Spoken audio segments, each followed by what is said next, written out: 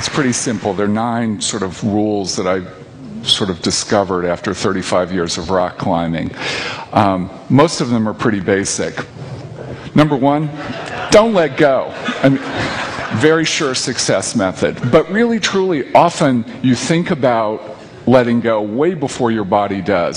So hang in there, and you come up with some pretty peculiar solutions. Number 2, hesitation is bad. This is a friction climb up in Tuolumne Meadows in the Yosemite High Country.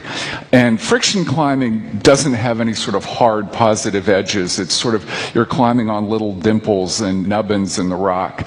The most friction you have is when you first put your hand or your foot on the rock. And then from that point on, you're basically falling.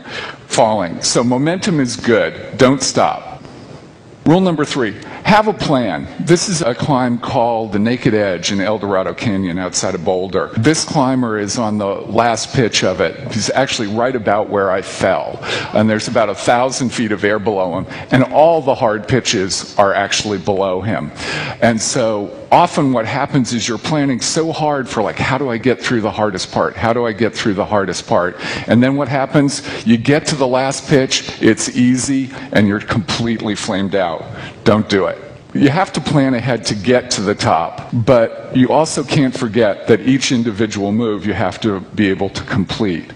This is a climb called the Dike Route on Pewak Dome up in the Yosemite High Country. The interesting thing about this climb is it's not that hard, but if you're the leader on it, at the hardest move, you're looking at about 100-foot fall onto some low-angle slabs. So you've got to focus. You know, you don't want to stop in the middle like Coleridge's Kubla Khan. You got to keep going. Rule number 5, know how to rest.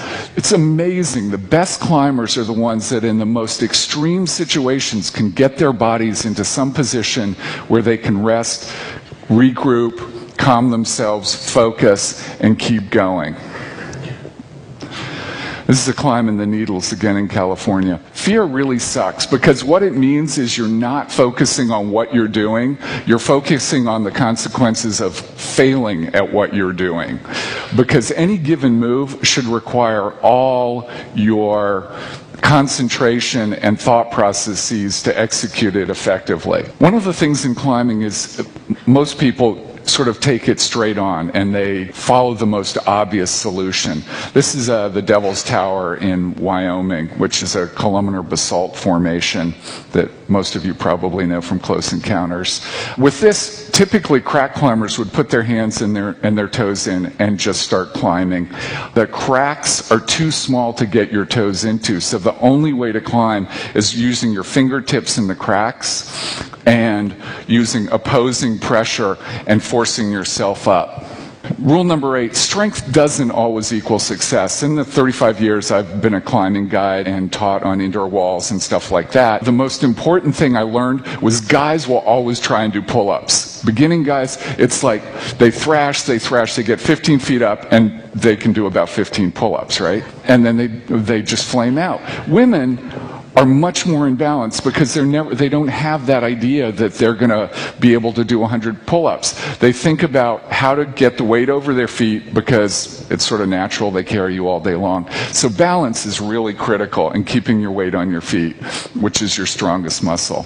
And then, of course, there's rule number 9. I came up with rule number 9 after I actually didn't plan for a fall and went about 40 feet and cracked a rib. Once you get to that point where you know it's going to happen, you need to start thinking about how you're going to let go, because that's the critical piece of not getting hurt. How you're going to fall onto the rope, or if you're climbing without a rope, fall to a place where you can actually control the fall. So don't hang on until the bitter end. Thank you very much.